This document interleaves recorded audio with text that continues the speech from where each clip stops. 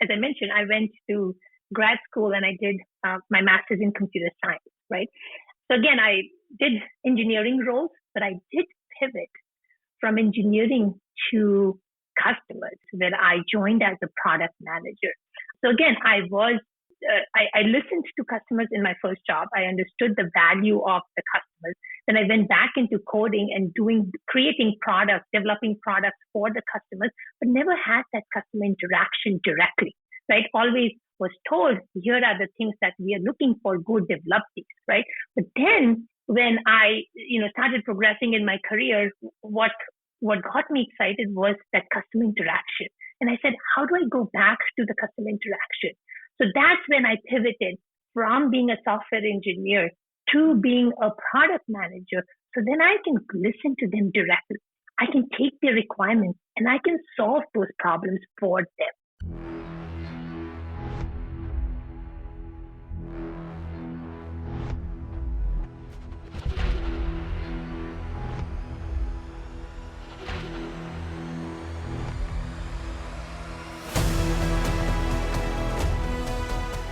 Welcome to the Tanium Tech Stories Podcast. Uncover the stories behind the technology and revel in the challenges solved. The guests on today's show are thought leaders from both inside and outside of Tanium. Leave behind the trite and the tech-splaining. Find a comfortable spot, sit back, and enjoy this episode of the Tanium Podcast. And here is our host, Doug Thompson. Hey everybody, welcome to another episode of the Tanium Tech Stories Podcast. I am your host, Doug Thompson, which I am here every week. So this week I've got a great guest, Payal Mehrotra. Did I get it right? Yes. All right, good. So Payal, introduce yourself and give us a little background. Sure, great. Thank you, Doug. Thank you for having me. This is my first podcast. I'm really excited about this. So I am Payal Mehrotra, as Doug mentioned. I am based out of Boston. Been in Boston for about 22 years. So this is home now. Originally from India, born and brought up there. I am the Senior Director of Product Management here at Tanium, responsible for our risk and compliance portfolio. As I mentioned before, Boston is home now. So been here for 22 years, came, back to do master's in computer science. So did that for a few years. Graduated at a really bad time. That was 2001. Barely was, there were any jobs out there. And finally was able to get a job, but not in the tech industry. It was in chemical engineering, so doing validation of digital systems. And, I said, either I go back home to India or I stay here and take this job. So what I did was I took up that job. And that required a lot of learning, which was great. I love, learning new things and new technologies. And, did that for 2 years, traveled a lot. What that job really taught me was about customers, right? When you are graduating fresh from school, you don't get that customer perspective. But what I really valued and got out of my first job was, listening to customers, understanding what their needs are, and then to solve their problems. So once I, got a good handle of that and the job market got better, I moved on to the tech industry and went to Cisco Systems, where I worked on their endpoint technology. I know Cisco is known for routers and switches and for networking, but Cisco had just acquired a company for endpoint protection. So that was in my chance to get back into security. So that was my job there. Worked there for 4 years, made amazing friends. And then I joined a startup called Utimarco that was based out of Germany that did full disencryption. So, and that got acquired by Sophos. So I've been in the security and risk area for the last 18 years and really enjoy it. So was at Sophos for about 6 years, was responsible for DLP, data loss prevention, did network appliances, UTM, email encryption. And then I wouldn't say I got bored. I said, let me go and try something new. So I then ventured out went on to EMC and wanted to see how I can help with cloud storage. But again, it was a good try, but my heart was back into risk and security. So I came back. I joined a startup based out of Boston called Bitsight Technologies, where I was their second product manager for their risk ratings product. And then I moved on to data strategy while I was there for the last 2 years. So once that happened, I came to Tanium, and that was about roughly 3 years ago, I'm going to be 3 years, coming up on 3 years at Tanium.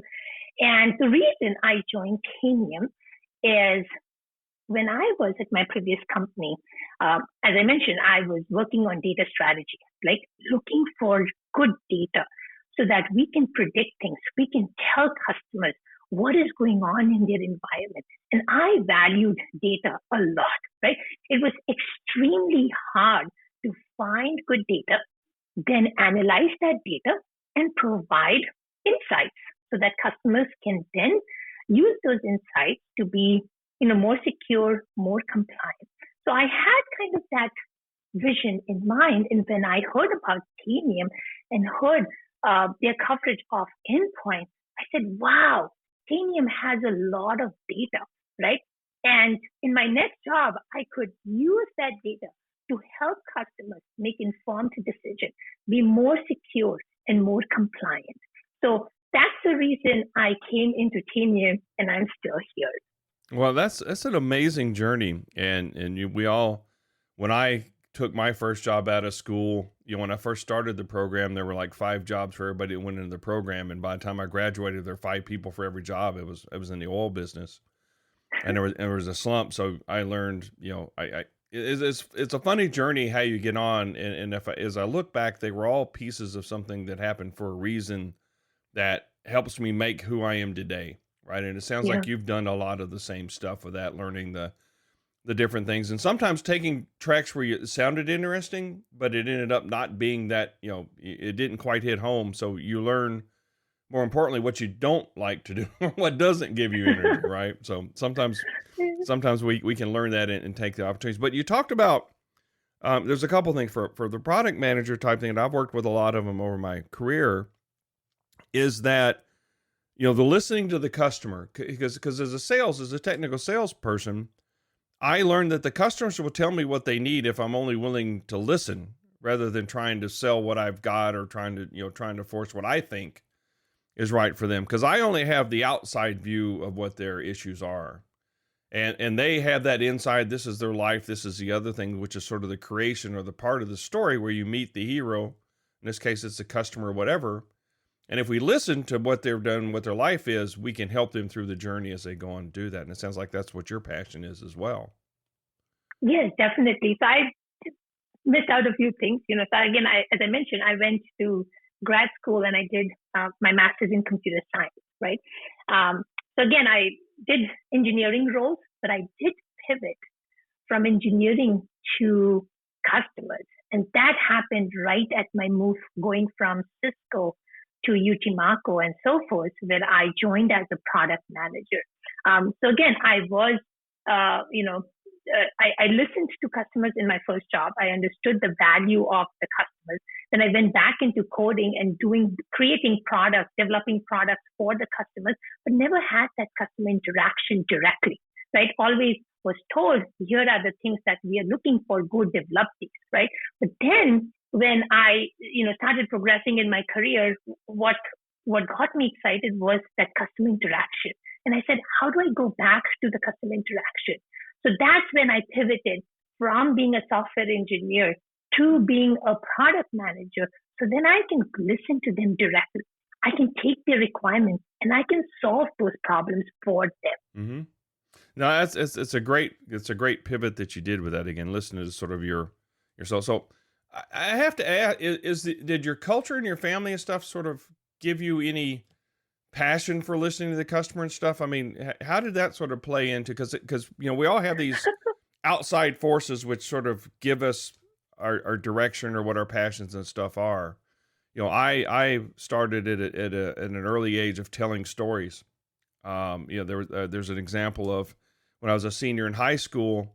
This is not the best story to tell, by the way, but when I was a senior in high school, I went back to a high school reunion. We won't talk about how many decades that was ago, but I went back and there was we had memorabilia from when we were, young, and somebody had gotten this tardy slip where it was in my handwriting. It was my name, and I wrote the excuse that, all the Cokes fell off a Coke truck and blocked the freeway. And it got excused. That was the good thing about it. So I sold the story at that point in time, because if we had phones and all the technology today, they could have called me on it. Because one, I didn't get on the freeway. Two, you'd heard about the Coke truck on Twitter or something.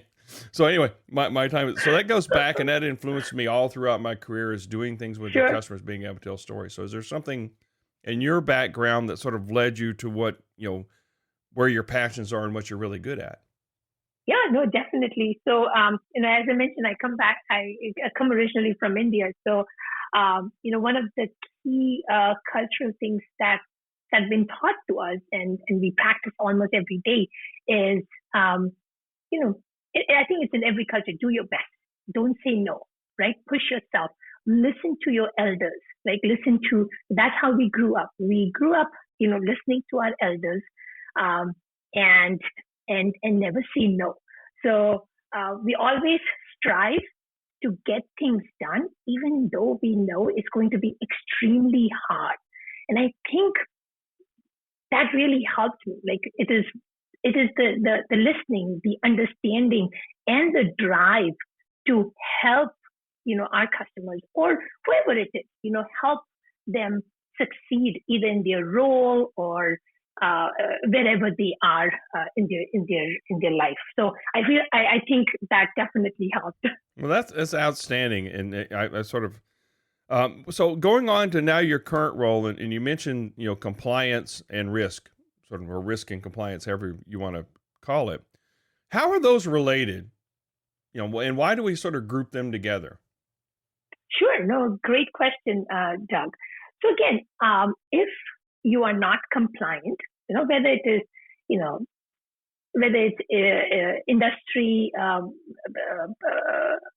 industry compliance, or is it internally compliant, you have a big risk, right? That's how they go hand in hand. If there are, for example, certain audits that you want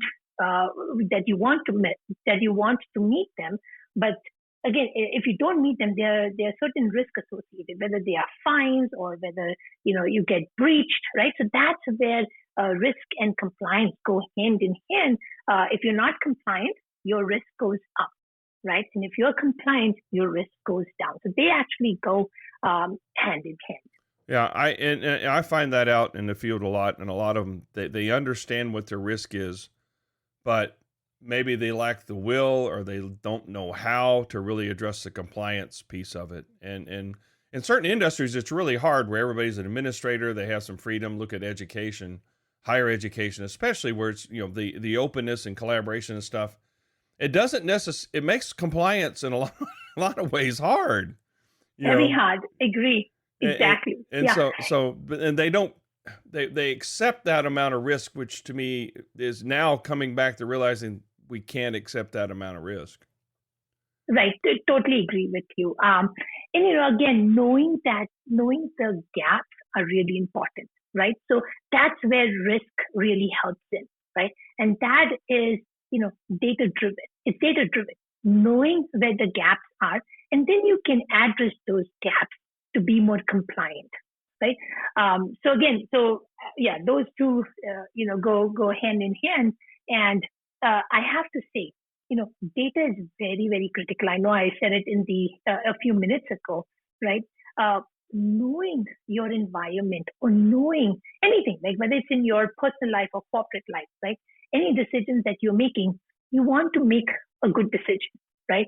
And you want to back it up with data, right? So having more data will help you formalize a better decision, right? Not that you need to know everything at once, but we need to be able to synthesize this in a fashion that helps you make better decisions, right? So for example, if you have a large environment and you have many endpoints, right? A lot of those endpoints have vulnerabilities, right?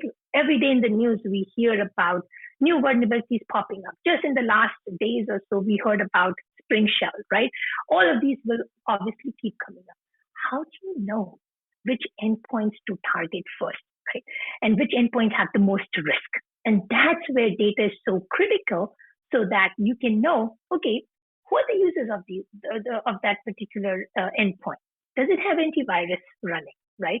Does it have full disencryption turned on, so the data is protected, right? And so on and so on. We can do that. So that helps us prioritize, right? That's helping us provide you the context that we can say, okay, customer, go do this because, again, this is your crown jewel, right? This is your CEO's laptop or your CFO's laptop. Go fix these things on that particular endpoint first, right? So we have given you the information that's needed for you to be more productive, right? Again, you need to be more productive, need to be able to do many things at once, right? Because again, all of us are in the same boat. We lack resources, we have too many things to do. So if we can anyhow help our customers to be more productive and then at the same time be more secure and compliant, and that's where we are, we all have to be using data. Yeah. And you talk about the data and we talk about risk and compliance. And sometimes I find a lot of times these activities are partitioned off into different groups. The ISO side of the house may have, the compliance piece of it or security piece of it, and another's got the risk, and they all have their own tool. So to me, it's a little bit. I'll use a story. To me, it's hard to get the complete picture if you're working from different sets of data. You talk about the data. My wife and I, when we have our biggest disagreement, she's got the data in her head and assumes that I know about it, and I have data in my head and making assumptions about what I think I know. Anyway, that doesn't work all the time. And I see a lot of this sometimes at organizations. So how did we as Tanium sort of address that, and what makes us, what makes our data better? Sure. No, that's a great question. So what makes our data better? So we are at the endpoint, right? So again, we are not relying on any third-party sources, right? We're not relying on any data set. We are present on each and every endpoint.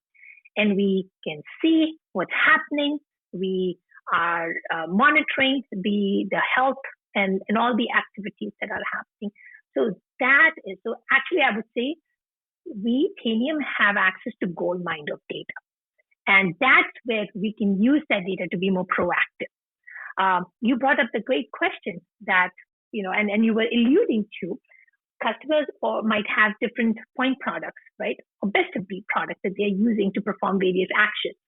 And, data is stored within those applications. How can Tanium help? And that's where the power of the Tanium platform comes in, where we also have solutions for, IT operations. We also have solutions for just the security teams. We also have solutions for risk and compliance, right? And aggregating all of that data and then making decisions is a very powerful thing for Tanium, right? And that is where we want to not only just look at security data, right? Or just look at risk and compliance, but we want to look at data overall, right? How's that machine performing, right? What kinds of applications it is. It does matter. The risk depends on what is actually running on that machine, right? Or what kind of applications and what version of that software application is running. So again, using that as an input to assess your risk is very important. So you're not just looking a very myopic view, you have a more comprehensive and broader view of things. And that's where Tanium comes into play. And that's really exciting. So I can tell you a little bit about how we got started. Sure. With this. Yeah, sure. So as I mentioned, when I first came up to Tanium, I was really excited about the amount of data that Tanium knows about the endpoints, right? And leveraging that data to be more proactive. Um, and my first journey towards this was to work on Tanium Cloud, right? To get our customers into the cloud offering where we can, then leverage and understand the data that we get or collect from Tanium Cloud to make our data much more better and come up with a predictable model. Then we moved into a product called Tanium Impact, which does lateral movement detection, or not detection, but it informs the user about the potential risk of lateral movement. And that was kind of a first foray into risk, right? So knowing, which users have access to which systems and to which groups, and highlighting those, because again, that's an important piece. If that particular user or machine gets compromised, you would want to know what would the lateral movement impact would look like. And then we said, okay, we started off and it got really good traction from our customers. We actually made it free. We made it part of our core offering. So each and every customer of Tanium gets that functionality, right? So then when we did that, we realized we can go further, right? We can leverage a lot more data that's coming from operations, that's coming from threat response and patch and deploy, right? And knowing that data, we can then inform their risk. That's where we started working on our Tanium Risk product that we launched, last year. And we talked to hundreds of customers, in the last year and a half. And again, we listened to our customers. We got really good feedback and we built that product. And now what we want to do is leverage that risk product, leverage that data throughout the product, throughout Tanium, so that we can provide them with actionable insights. That's what I was talking earlier on. You have a lot of data, right? But their data is not as useful unless you analyze it and unless you summarize it, saying, here are the top 5 things that you need to do in order to be, compliant or secure or, have a better handle of your risk management strategy. So that's where we are going towards as a whole, is to provide that actionable insight. So again, you can have, with Tanium Comply, we can find vulnerabilities that are in your environment, right? But then, as you mentioned earlier on, right, you would have to go to another product to go patch those. Because again, just finding the vulnerabilities is not enough. You have to do something about this. You have to go fix them, right? So now going back and going into Tanium with a matter of a click, right, you can go and deploy the patches. And then you can run the scan again and see, listen, did the patch work? Did it apply?